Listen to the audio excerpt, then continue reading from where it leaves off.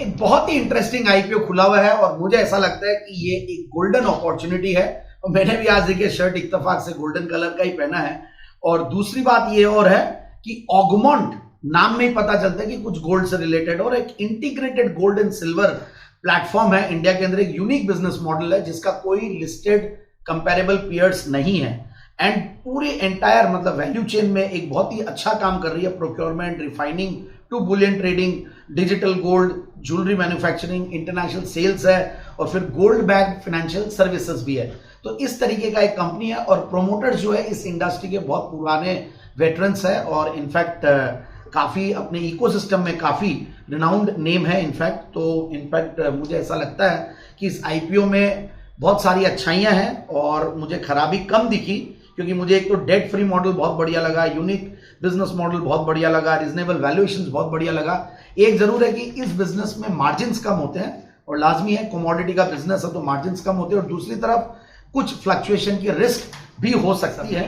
But overall इस चीज को भी मैनेज करने के लिए एक एक्सपीरियंस चाहिए और हेजिंग और ये सब की नॉलेज चाहिए। तो वो शायद एक्सपीरियंस भी बहुत बढ़िया मुझे दिख रहा है प्रोमोटर्स के अंदर। फिर हमने नंबर्स देखे तो नंबर्स भी बड़े इंटरेस्टिंग है। फिर इन्होंने एक चीज जो कर रखी है ऑगमोंट स्पॉट, मतलब ऑगमोंट स्पॉट ये है कि एक electronic OTC Boolean trading platform है और 2012 से ये कार्यरत है और इनफैक्ट ये GST registered jewellers, Boolean dealers, manufacturers को गोल्ड और सिल्वर बार्स फिजिकल डिलीवरी के साथ एनेबल करवाती है। तो एक टेक बिजनेस भी है, तो टेक एनेबलमेंट वाले बिजनेसेस को वैसे वैल्यूएशन ठीक मिलती है और फिर ऐसा लगता है कि इसमें इतना इजी एंट्री नहीं है, एंट्री बैरियर्स रहेंगे। So overall integrated business model है। और अब हम नंबर्स पे आते हैं तो नंबर्स में मैंने देखा कि अगर आप पी मल्टीपल देखें तो पोस्ट इशू 20-21 का पी मल्टीपल है, ईवी बाई इबिटा 16-17 टाइम्स का है, तो ये भी एक अच्छी चीज है। प्राइस टू सेल्स क्योंकि बहुत टॉप लाइन बड़ी होती है तो इसलिए वो बहुत रेलेवेंट नहीं है, बट 0.08 है और जीरो डेट कंपनी जैसा कि मैंने कहा which is a big plus. In fact commodity oriented business, capital intensive businesses में ये रह सकता है। फिर इनको हमने देखा कि ये लोग करेंगे क्या पैसे का, तो ये एक इंपॉर्टेंट चीज है। तो ये लोग वर्किंग कैपिटल रिक्वायरमेंट्स के लिए 465 करोड़ जो है ये लोग यूज करेंगे।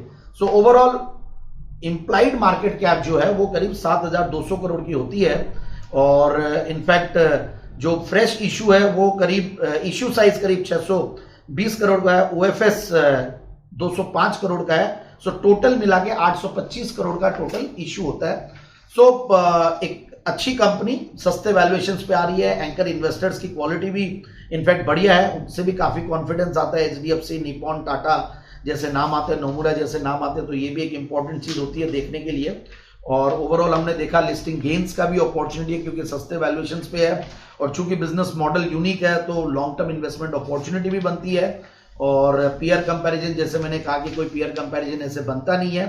सो एक अच्छी कंपनी, अच्छे वैल्यूएशंस पे डीप डाइव करने पे बहुत सारी अच्छाइयां ही दिखी हमें। तो मुझे ऐसा लगता है कि इस आईपीओ में बिल्कुल पैसा लगाना चाहिए और लिस्टिंग गेन्स भी बनेंगे और medium to long term investing के लिए भी। सो फाइनली राय यही है, one can subscribe for listing gains and medium to long term investing.